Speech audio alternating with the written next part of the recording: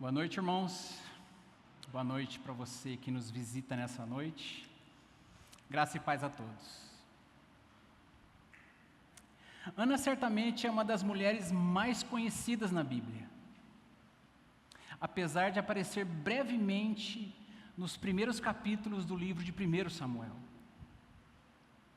Algumas virtudes de Ana que nos chamam a atenção são a sua fé, a sua perseverança e a sua gratidão. Mesmo diante de um quadro adverso porque Ana era estéril, ela não desanimou e derramou toda a sua fé no Deus do impossível. É possível identificarmos a sua gratidão depois dela ter recebido a bênção de Deus em sua vida. Segundo a Bíblia, Eucana, pai de Samuel, teve duas esposas, Ana e Penina. A poligamia era comum nos tempos do Antigo Testamento. Pelo fato de Ana ser estéril, provavelmente Eucana se casou com Penina com o objetivo de ter descendentes. E com ela ele teve filhos e filhas. O ambiente na casa de Eucana era conturbado. Penina aproveitava-se do fato de que Ana era estéril para irritá-la, para provocá-la. A casa de Ana vivia numa guerra familiar. As esposas são citadas como rivais. Nos lembra um pouco a história de Lia e de Raquel. Não havia harmonia na casa. E o fato de Ana ser a esposa preferida de Eucana gerava ainda mais ciúmes por parte de Penina. Mas esse ambiente de competitividade oprimia Ana. Apesar de ser muito amada pelo seu marido, ela se sentia triste e humilhada por isso. E muitas vezes ela deixava de comer, muitas vezes ela deixava de se alimentar. Uma vez no templo, com a sua alma amargurada, Ana abriu seu coração a Deus e orou com todas as forças ao Senhor, lhe fazendo um voto. Disse ela: ó Senhor dos exércitos, se tu deres atenção à humilhação de tua serva, se tu te lembrares de mim e não te esqueceres da tua serva, mas lhe deres um filho, então eu o dedicarei ao Senhor por todos os dias de minha vida. Está lá em 1 Samuel capítulo 1, versículo 11. Enquanto orava silenciosamente, mas em prantos, Ana era observada por Eli, o sacerdote do templo. Por julgar que ela estava embriagada, pois os lábios dela somente se moviam e voz nenhuma saía de sua boca, o sacerdote a repreendeu, dizendo: até quando você vai continuar embriagada, mulher? Aparta-te do vinho. Toda embaraçada e sem jeito, Ana explica ao sacerdote o motivo de sua angústia. E o sacerdote se retrata dizendo: vai-te em paz, e que o Deus de Israel te conceda a petição que lhe fizeste. Depois dessa palavra, Ana já não tinha um semblante triste e se alimentou novamente.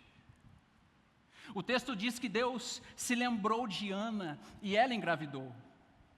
O menino recebeu o nome de Samuel, que significa eu o pedi ao Senhor, ou ainda Deus ouve. Ana dedicou a vida de Samuel ao Senhor. E para cumprir o seu voto, apresentou o menino já desmamado ao sacerdote Eli. E agradeceu a Deus pelo milagre a ela concedido. Esse agradecimento também veio em forma de oração, que você também já conhece, e poderá ler em sua casa, em 1 Samuel capítulo 2, do versículo 1 ao 10. Onde Ana declara a sua fé em Deus e transborda de alegria e de gratidão a Ele. A história de Ana é uma linda história de sofrimento, fé e gratidão. Talvez você se identifique com ela. Talvez você se identifique com o sofrimento dela. Talvez você se identifique com a fé e com a gratidão dela. A história dessa noite também é uma linda história de sofrimento, de fé e de gratidão. Mas é também uma história de ingratidão. Vamos abrir as nossas Bíblias para ouvir Deus falar conosco nesta noite no texto de Lucas, capítulo 17. Nós vamos ler do versículo 11 ao 19. Lucas, capítulo 17, nós vamos ler do versículo 11 ao 19. Eu vou ler com os irmãos na Revista Atualizada. E a Revista Atualizada diz assim: de caminho para Jerusalém, passava Jesus pelo meio de Samaria e de Galiléia. Ao entrar numa aldeia, saíram-lhe ao encontro 10 leprosos, que ficaram de longe e lhe gritaram, dizendo: Jesus, mestre, compadece-te de nós. Ao vê-los, disse-lhe Jesus: ide e mostrai-vos aos sacerdotes. Aconteceu que, indo eles, foram purificados. Um dos 10, vendo que fora curado, voltou, dando glórias a Deus em alta voz, e prostrou-se com o rosto em terra aos pés de Jesus, agradecendo-lhe, e este era samaritano. Então Jesus lhe perguntou: não eram 10 os que foram curados? Onde estão os outros 9? Não houve porventura quem voltasse para dar glórias a Deus, senão esse estrangeiro? E disse-lhe: levanta-te e vai, a tua fé te salvou. Hoje a nossa reflexão será sobre o tema: você já agradeceu a Deus hoje? Você já agradeceu a Deus hoje? A mensagem dessa noite não é popular. Você não verá muitos sermões escritos nesse texto. Você não verá muitos estudos nesse texto. Ele fala sobre gratidão. Ele fala sobre ingratidão. Em sua grande misericórdia, o Senhor restaura o quebrado. Em sua grande misericórdia, o Senhor restaura o abatido, o impuro e o miserável. Como não ser grato a Ele? Como poderíamos não agradecer a Deus por tudo aquilo que Ele já fez em nossas vidas, por tudo aquilo que Ele tem feito em nossas vidas e por tudo aquilo que Ele ainda fará em nossas vidas? Como não agradecer a Deus? O salmista vai dizer: bendize, ó minha alma, ao Senhor, e jamais se esqueça de nenhum só dos seus benefícios. Está lá em Salmos 103, versículo 2. A história dessa noite, a história desse leproso, nos instrui a responder à graça de Deus em nossas vidas com um coração alegre e com um coração agradecido. Ao olharmos para essa passagem, você verá uma história incrível de bondade. Ao olharmos para essa passagem, você verá uma história incrível de compaixão e de misericórdia divina. Você verá uma história de poder divino, poder para reverter essa doença, poder para fazer pará-la imediatamente e restaurar completamente todas as 10 pessoas, a sua condição pura e a sua condição completa. Este é um texto precioso, irmãos. É um texto precioso para as nossas vidas. Ele tem sim um lado negativo. Mas antes de chegarmos a isso, a dimensão positiva dessa passagem é simplesmente maravilhosa. E eu espero que nessa noite você e eu possamos ver a beleza e a verdade por trás dessa passagem e que possamos aplicá-los em nossas vidas. Amém, igreja? Vamos ao texto. Versículo 11. De caminho para Jerusalém, passava Jesus pelo meio de Samaria e da Galiléia. Por muitos meses Jesus cruzou Israel, pregando o evangelho do reino de Deus, fazendo muitas curas e muitos milagres, expulsando demônios, mostrando compaixão, ternura e misericórdia, falando firmemente sobre o inferno e sobre a ira de Deus, proclamando todo o conselho de Deus para despertar o povo de Israel, para que olhasse para Ele como Messias prometido, para que olhasse para eles como o Redentor que viria, como o Salvador de Israel. Lucas começa essa passagem nos contando sobre um evento quando Jesus estava a caminho de Jerusalém. Em suas viagens, ele passou pelo meio de Samaria e da Galileia. Isso não era comum. E o porquê que isso não era comum? As Escrituras nos ensinam que havia um relacionamento hostil entre judeus e samaritanos. Hostil porque os judeus consideravam os samaritanos uma raça mista. Os judeus consideravam os samaritanos uma raça impura.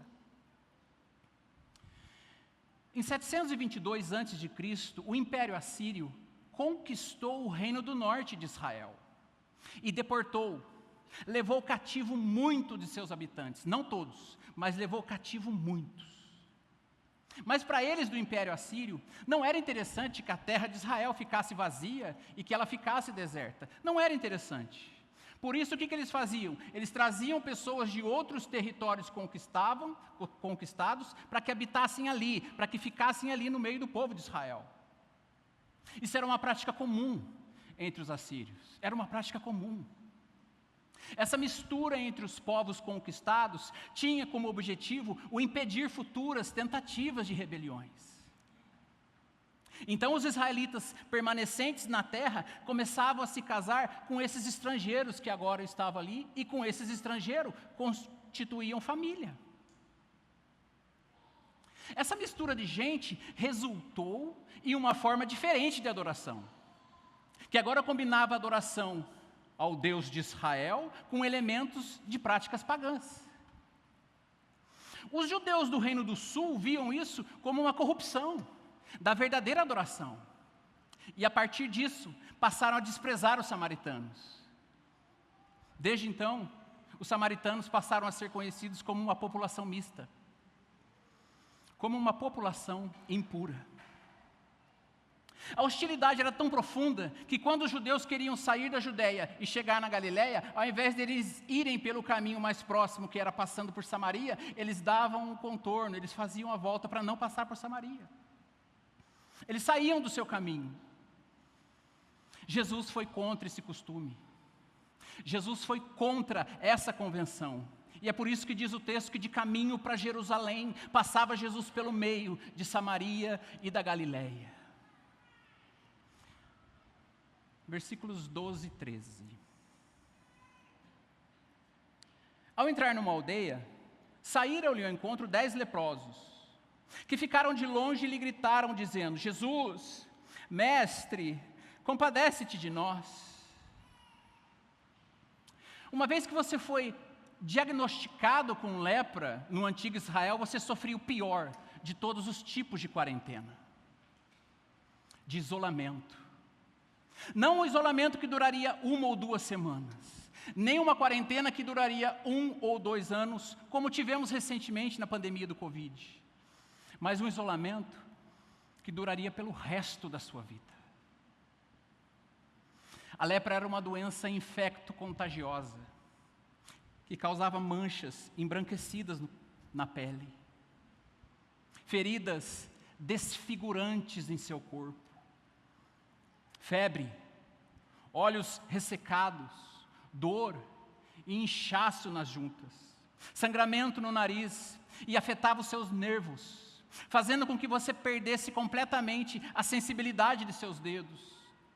E por isso, devido à falta dessa sensibilidade, somada ao perigo de infecções, o leproso poderia sofrer sérias amputações em um ou mais de seus membros, e isso acontecia várias vezes.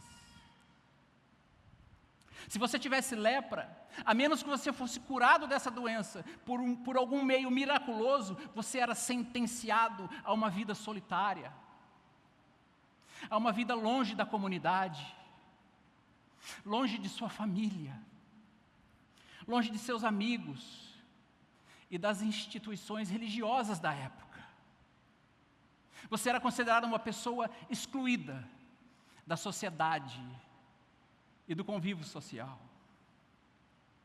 A única comunhão que você poderia ter seria com outros leprosos. A razão pela qual estes leprosos se reuniam em grupo era porque era a única companhia que eles poderiam desfrutar. E quando alguém é afetado pela lepra, a nacionalidade deixa de ser uma barreira. Os judeus e samaritanos, nesse caso, se unem.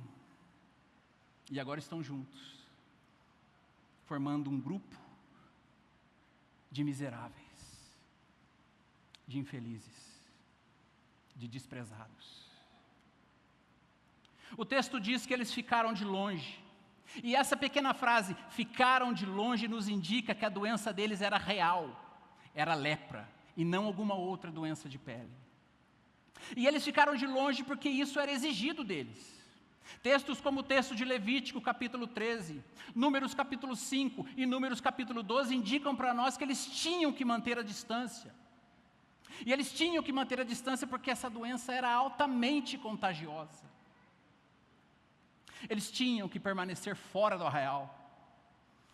Eles tinham que permanecer fora da comunidade. Eles tinham que permanecer fora da aldeia. Enquanto eles estavam de pé, vai dizer o texto, eles levantaram as suas vozes e disseram. Eles não apenas disseram, eles gritaram, e eles gritaram porque Jesus estava à distância. Jesus, mestre, tem misericórdia de nós. Ao ler isso, a primeira pergunta que me veio à mente foi esta: como eles sabiam quem era Jesus?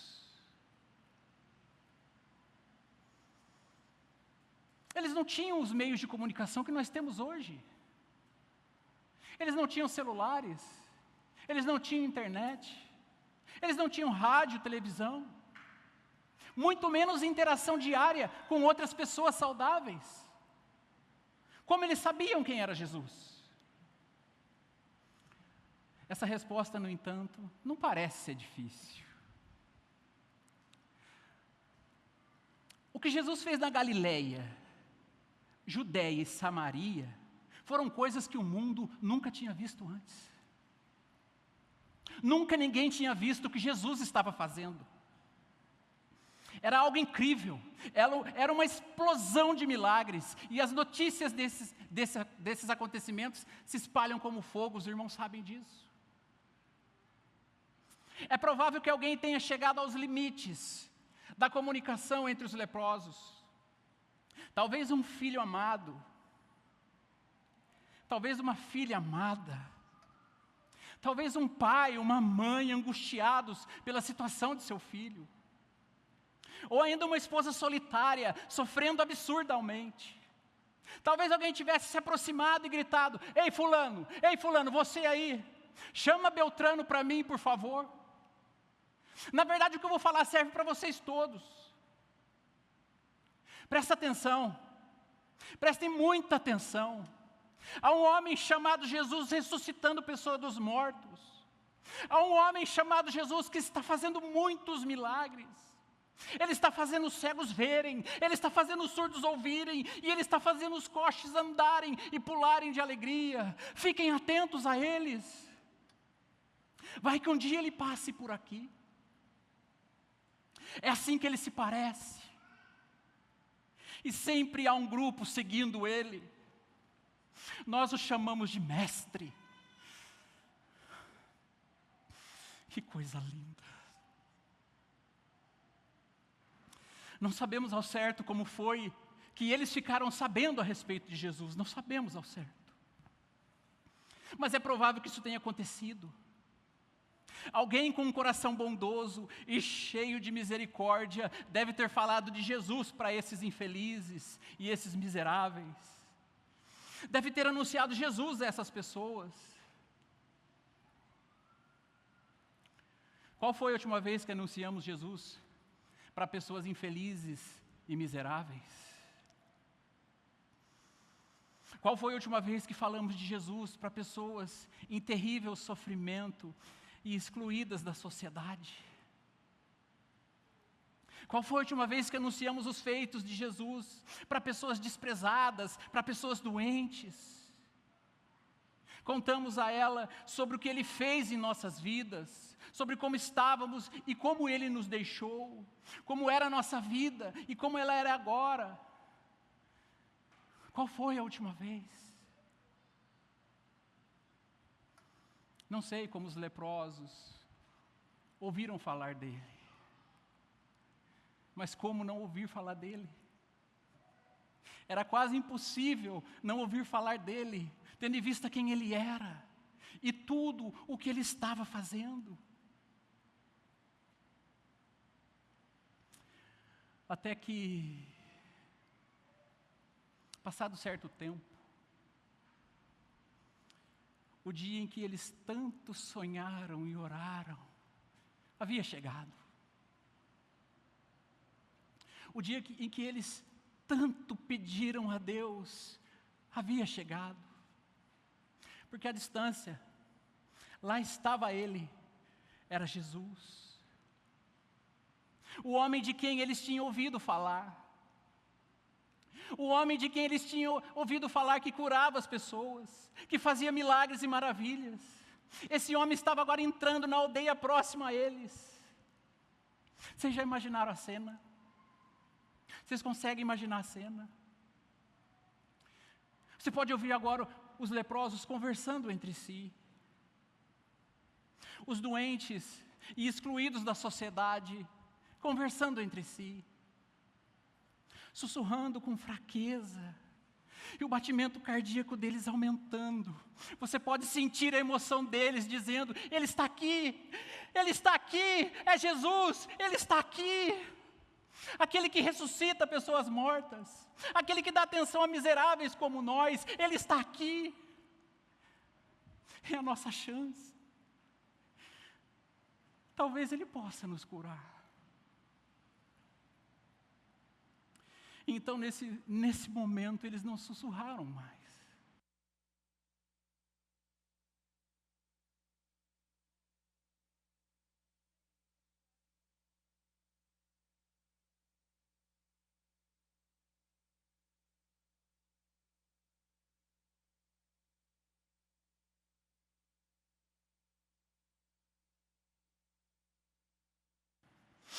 Por muito menos, nós já imploramos misericórdia do Senhor em nossas vidas.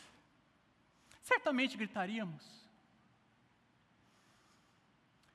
O que é que Jesus faz? O que é que Jesus fez? Versículo 14. Ao vê-los, disse-lhe Jesus: Ide e mostrai-vos aos sacerdotes. Aconteceu que, indo eles, foram purificados. A resposta de Jesus não foi uma resposta comum. Não foi uma resposta que ele dava com frequência. Em outras ocasiões em que vemos pessoas aflitas e sofrendo, vindo até ele as tocava e as curava imediatamente. Às vezes, apenas com uma palavra, como foi no caso do centurião romano. Com apenas uma palavra, ele curou o servo do centurião romano. Às vezes ele impunha as mãos sobre as pessoas e dizia: quero, fique limpa. E elas eram curadas na hora. Mas não foi assim que ele fez dessa vez. Quando Jesus os viu, logo lhes disse: vão e mostrem-se aos sacerdotes. No livro de Levítico, o responsável por fazer o diagnóstico de lepra era o sacerdote. Para casos assim, eles eram como uma espécie de inspetor de saúde. Por isso Jesus lhes disse: vão ver o sacerdote. Jesus não lhes disse: sejam limpos, vocês estão curados agora. Ele não disse isso. Ele poderia muito bem ter dito isso. Mas ele disse: vão ver os sacerdotes. O que será que ele pretendia com isso? O que será que ele tinha em mente? Jesus estava fazendo aqui duas coisas. Duas coisas. Primeira, ele estava validando a lei de Moisés, que dizia que o leproso deveria ser examinado pelos sacerdotes. Segundo, Jesus também estava testando a fé deles. Nesse caso é um bom teste. Afinal, eles já tinham ouvido falar de Jesus. Para chamá-lo de mestre e saber que ele poderia curá-los, eles já tinham ouvido falar de Jesus. Só que agora eles teriam que colocar a fé deles em prática. Agora eles teriam que obedecer ao comando de Jesus. E agora eles vão perceber se tudo aquilo que eles tinham ouvido a respeito dele era de fato verdade ou não. Era o momento de praticar o que tinham ouvido a respeito dele. Até aqui os leprosos não tinham sido purificados. Mas eles creram na palavra de Jesus. Eles creram e eles obedeceram. Era a chance de rever os filhos. Era a chance de rever as esposas. Era a chance de rever os pais, os amigos, a família novamente. Eles obedeceram, eles creram, sabendo que ele havia demonstrado todo o seu poder em Israel. Mesmo não entendendo claramente o seu comando de ir ver o sacerdote, porque eles ainda estavam doentes. Eles obedeceram. Embora você não entenda agora o porquê das coisas em sua vida, obedeça a Deus. Creia nas palavras dele. Embora você queira primeiro entender a razão dos acontecimentos em sua vida para então agir, tenha fé e obedeça as palavras de Jesus. A questão é que queremos entender primeiro o porquê das coisas. Quando nesse momento Deus nos chama para termos fé. Deus quer testar a minha e a sua fé. Ele quer testar a nossa fé.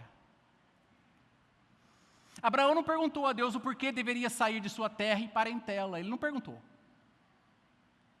Ele também não perguntou a Deus o porquê que ele deveria sacrificar Isaac.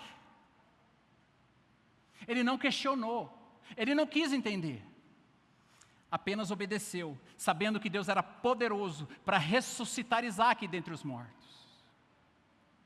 Foi o que os leprosos fizeram. Eles não questionaram. Apenas obedeceram e começaram a sua caminhada até os sacerdotes. E então vai dizer o versículo 14 que indo eles, foram curados, foram purificados. Não foi quando eles viram Jesus pela primeira vez que eles ficaram limpos, mas quando obedeceram e começaram a sua jornada para ver o sacerdote. Enquanto estavam no caminho, perceberam que os seus dedos de repente ficaram inteiros, e que as feridas horríveis de seus corpos desapareceram. Um leproso então olha para o outro e diz: olha para minha mão, ela está limpa. O outro chega e fala: a minha também está limpa. É verdade o que nos disseram a respeito dele. É verdade.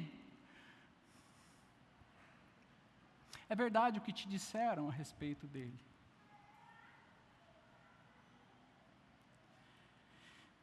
Então agora eles estão cheios de alegria e maravilhados.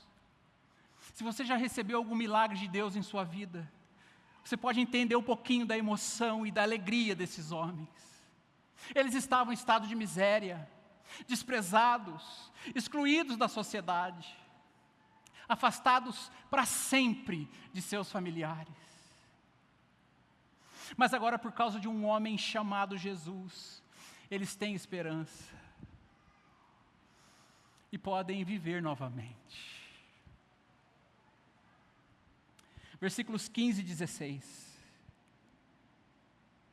Um dos 10, vendo que fora curado, voltou, dando glórias a Deus em alta voz. E prostrou-se com o rosto em terra aos pés de Jesus, agradecendo-lhe, e este era samaritano. Um dos leprosos, quando viu que estava curado, voltou. Agora imaginem 10 leprosos em um grupo, observando uns aos outros, de repente, de uma hora para outra, serem curados. Eles mal podiam esperar para ver os sacerdotes, porque eles sabiam que se os sacerdotes os declarassem limpos, eles poderiam estar com a família novamente, eles poderiam viver novamente. Eles provavelmente disseram uns aos outros: vamos logo, nós precisamos ver o sacerdote. Foi então que um deles disse: ei, amigo, vai com calma. Fomos curados, não fomos? Estamos limpos? Não estamos? Foi Jesus quem nos limpou. Foi Jesus quem nos restaurou. Temos o dia todo para ver o sacerdote, mas primeiro precisamos voltar e agradecer a este homem. Precisamos primeiramente voltar e agradecer a este homem que nos deu vida. Estávamos mortos e ele nos deu vida. Estamos limpos novamente. Mas infelizmente, não foi isso que aconteceu. Os outros 9 provavelmente tinham pensado que não tinham tempo para isso. Eles estavam com pressa, eles queriam ver o sacerdote. Mas aquele homem foi firme e disse para aqueles 9: amigos, talvez nunca mais nos encontremos novamente.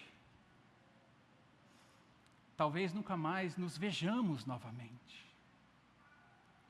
Talvez seja esse o fim de nossa jornada juntos.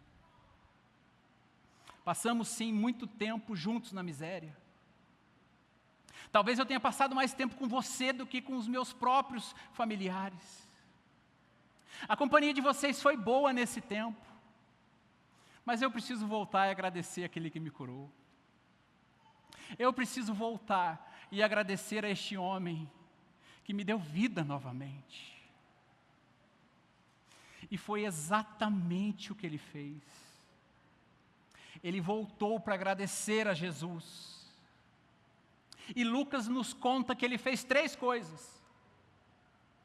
Primeiro, o final do versículo 15 nos diz que ele voltou glorificando a Deus em alta voz. Ele volta em alta voz glorificando a Deus. Com uma voz que agora era capaz de fazer o que ele não conseguia fazer há anos por causa de sua fraqueza.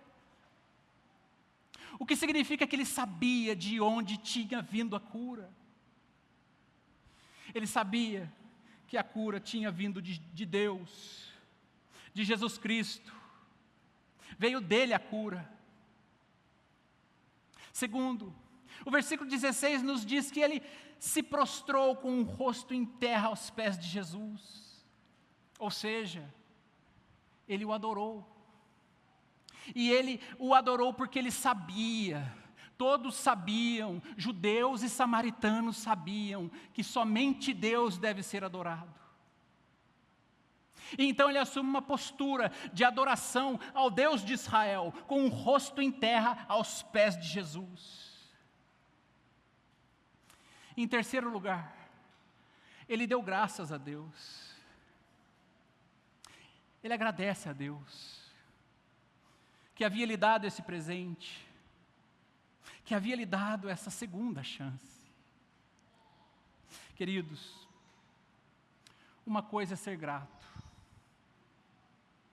outra coisa é mostrar, manifestar, fazer gratidão. Sentir e fazer não são a mesma coisa. Quando uma pessoa ela é verdadeiramente grata, ela demonstra isso. E demonstra isso em serviço e adoração a Deus. Essa é a parte dessa passagem que é tão preciosa. A resposta do homem que foi curado. Com alta voz, diz o texto, ele glorificou a Deus, prostrou-se com o rosto em terra aos pés de Jesus e lhe agradeceu. Que exemplo, irmãos! Que exemplo!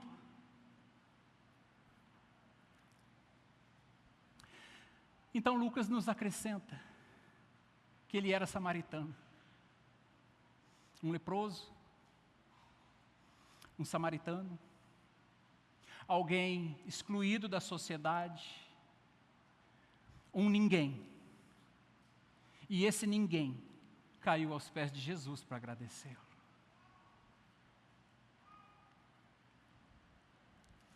Mas e os outros 9? Onde é que estão os outros 9?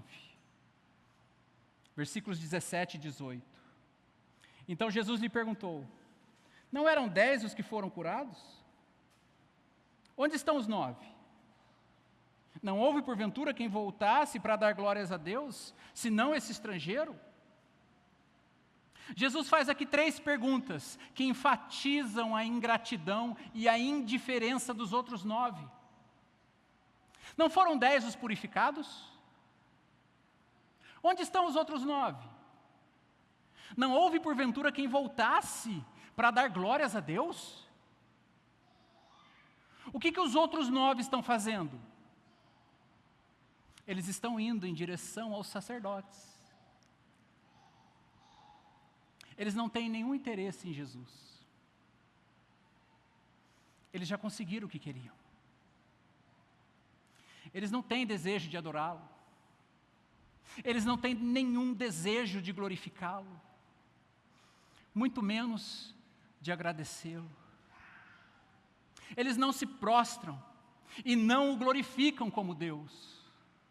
E infelizmente, essa foi a atitude da maioria das pessoas durante todo o ministério de Jesus. Eles dizem, estamos bem, mas não há nenhum senso de pecado. Eles dizem, estamos bem, não estamos à procura de um Salvador, muito menos de um Senhor. Estamos bem, e procurando alguém que nos alimente com pães e peixes, procurando alguém que nos dê alimento físico, não espiritual, alguém que cure as nossas doenças, alguém que expulse os nossos demônios e que supra todas as nossas necessidades. Aceitaremos comida, aceitaremos bebida, aceitaremos a cura, aceitaremos tudo isso e tudo aquilo que Jesus pode nos oferecer. Mas não queremos compromisso, não queremos renúncia, e não queremos seguir ninguém que nos diga o que devemos fazer. Não queremos viver em submissão. Temos muitas pessoas no mundo evangélico de hoje que estão oferecendo esse tipo de Jesus. Muitas pessoas. A ingratidão para com Deus é um pecado terrível. A ingratidão para com Deus é um dos pecados mais terríveis que existe. Israel sofreu sérias consequências disso no deserto. Se você já leu o Antigo Testamento, você sabe o quanto Israel sofreu no deserto. Versículo 19. E disse-lhe, levanta-te e vai, a tua fé te salvou. Interessante como as traduções em inglês falharam na tradução dessa palavra, salvou. Quem me conhece sabe que às vezes eu gosto de ler a Bíblia em inglês, eu tenho algumas em casa. E a maioria das Bíblias em inglês dizem, levanta-te e vai, a tua fé te fez bem. Existem alguns contextos que, de fato, pode significar algo menor que a salvação. Mas a palavra usada aqui na língua grega não foi a palavra curado. Levanta-te e vai, a tua fé te curou. Não foi. A palavra usada aqui também não foi a palavra purificado. Levanta-te e vai, a tua fé te purificou. Mas a palavra usada foi a palavra salvação. Levanta-te e vai, a tua fé te salvou. Então, para esse texto, eu prefiro as traduções em português que dizem, levanta-te e vai, que a tua fé te salvou. Isto se refere a um segundo milagre exclusivamente para esse homem. Exclusivamente para esse homem que voltou, se prostrou e agradeceu a Jesus. Jesus lhe disse, levanta-te e vai, a tua fé te salvou. Ele foi salvo pela fé em Jesus.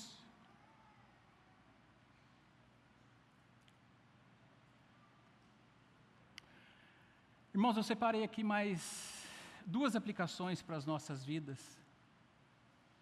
E eu creio que o Senhor vai usá-las para nos abençoar nessa noite. Primeiro,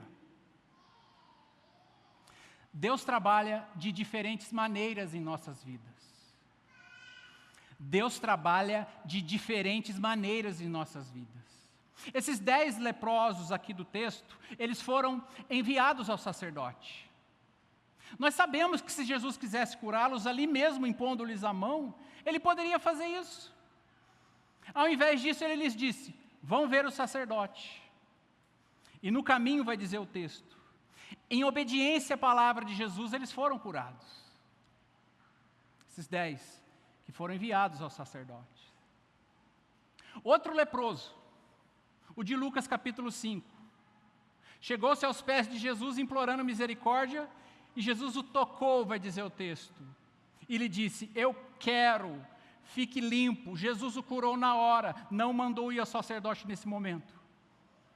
Jesus o curou na hora. E na hora lhe desapareceu a lepra, e ele ficou limpo. Outro leproso, para ser purificado, precisou mergulhar no rio. Estão lembrados de Naamã? Que precisou mergulhar no rio Jordão por 7 vezes, para ser purificado da lepra. Pois bem, Deus trabalha de diferentes maneiras em nossas vidas. É bem provável que a maneira pela qual você veio a Cristo não tenha sido a mesma que a minha, e vice-versa. Alguns vieram a Cristo através de um lar evangélico, em um culto familiar. Outros vieram ouvir a palavra em uma igreja. Outros ainda vieram porque ouviram a palavra no rádio, na televisão. Outros ainda, como eu, através da leitura da palavra. Assim como a história desses leprosos, a nossa história é diferente. Mas o Deus que nos trouxe a Cristo é o mesmo, e Ele trabalha de diferentes maneiras em nossas vidas. A história de José é uma das histórias mais lindas da Bíblia.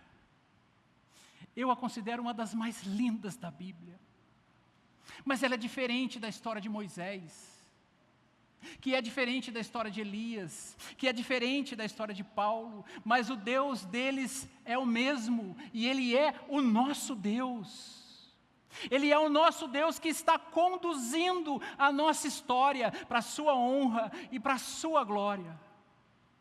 Por isso não devemos ficar reclamando nem murmurando das coisas que estão acontecendo em nossas vidas. Em tudo, dai graças, disse Paulo. Em tudo, dai graças. Porque esta é a vontade de Deus para as nossas vidas. Tudo que está acontecendo na sua vida e na minha é para nos trazer cada dia mais para perto de Cristo. Tudo que está acontecendo na sua vida e na minha é para nos santificar e nos tornar cada dia mais semelhantes a Cristo. Devemos ser gratos por isso. Sabendo disso, sabedores disso, devemos ser gratos por isso. Assim como o leproso foi purificado e salvo. E isso nos leva para uma segunda aplicação, segunda e última. Você é grato a Deus pelo que Ele já fez em sua vida? Você é grato a Deus pelo que Ele está fazendo em sua vida? Será que você e eu, assim como esse leproso, somos realmente pessoas agradecidas? Ou será que somos mais parecidos com os outros 9? Se você prestou atenção no texto, você viu que 10 leprosos oraram. Somente um agradeceu. 10 leprosos pediram, somente um agradeceu. 10 leprosos foram purificados, somente um agradeceu. Você já parou para refletir e agradecer o que Jesus tem feito em sua vida? Você já parou para agradecer e refletir o que Deus está fazendo em sua vida? Será que já paramos para refletir nessas coisas e agradecer a Deus por tudo que temos, por tudo que Ele tem nos dado? A história do leproso, ela é a sua história. A história do leproso é a minha história. E ela é a história de um Deus que mudou a nossa história. Todos nós sofríamos de lepra espiritual em algum momento de nossas vidas. Éramos leprosos por natureza, e o Deus de toda misericórdia, o Deus de toda bondade, por meio de seu Filho amado, nos purificou. Estávamos caminhando rumo ao inferno, estávamos na fila daqueles que estão indo ao inferno, mortos, escravos do mundo, da carne, do diabo, filhos da ira, inimigos de Deus, sem esperança, condenados a uma eternidade de sofrimento. Mas Deus, disse Paulo, mas Deus, por causa do seu grande amor com que nos amou, nos deu vida, nos deu uma nova vida, nos purificou de nossa lepra espiritual, nos limpou completamente, nos deu novas vestes, nos deu um novo caminho, uma nova direção, um novo lar e uma nova família. Você consegue perceber a dimensão disso? Você consegue perceber a dimensão disso? Agora então nós podemos gritar a nossa gratidão a Deus, assim como fez esse leproso, e podemos cair aos seus pés. Agora nós podemos nos levantar e irmos em paz. Levante-se, pode ir, a tua fé te salvou. E é por isso que estamos aqui nesta noite. É por Ele que estamos aqui nesta noite. Eu vou contar um testemunho para os irmãos e eu termino com isso. Eu me lembro de algumas experiências que nós tivemos no Canadá. Eu já contei isso a um grupo de irmãos que estava aqui na quarta-feira, em um culto de quarta-feira, mas eu vou contar novamente porque nem todos estavam. Nós fomos convidados para jantar na casa de um casal de amigos nossos, lá no Canadá, na cidade de Richmond. E durante o jantar, em nosso momento de comunhão, em nosso momento de bate-papo, eu vi no canto da casa assim um jarro de vidro. E eu olhei bem para ele, eu vi cheio de tiras, escrito ali, papéis dobrados, cheio de tiras, estava cheio o vaso. Eu fiquei curioso. Talita, o que é isso? Esse jarro de vidro cheio de papéis dentro, o que significa isso? Talita olhou para mim, me deu um sorriso e me respondeu. Eu e meu marido, desde que quando nos casamos, nós adotamos esse costume. Não de escrever aqui nesse jarro de barro os nossos pedidos, mas de escrevermos aqui nesse jarro de barro e colocarmos aqui as nossas respostas de oração, os nossos agradecimentos, e estava cheio. Para sempre nos lembrarmos, disse ela, e nunca nos esquecermos da bondade de Deus sobre as nossas vidas. Gratidão, irmãos. Gratidão é a palavra desta noite. Você já agradeceu a Deus hoje? Vamos orar para finalizar. Senhor, obrigado pela Tua palavra. Obrigado pela Tua igreja, Senhor. Obrigado por cada irmão que está aqui nesta noite. Obrigado por aqueles que por um motivo ou outro não puderam estar aqui nesta noite. Obrigado não somente por essa igreja, por esses irmãos, Senhor, mas obrigado pela Tua noiva, Senhor, a qual o Senhor está santificando, a qual o Senhor está purificando, a qual o Senhor vem falando com ela, ó Pai. Obrigado pelas Tuas misericórdias, obrigado pela Tua bondade, obrigado, Senhor, por ter nos escolhido. Obrigado, Senhor, por ter sido bom em nossas vidas. Ó Deus, obrigado por Jesus, obrigado pela Bíblia, obrigado, Senhor, pela oração. Obrigado pelos meus irmãos, pela minha família. Obrigado por esta família, pelos nossos familiares, Senhor, obrigado. Obrigado por tudo, Senhor. O Senhor é bom e as tuas misericórdias duram para sempre. Que tu sejas louvado, Senhor, engrandecido, mais uma vez, Senhor, através desse último louvor. É a nossa oração a ti, Senhor, em nome de Cristo Jesus.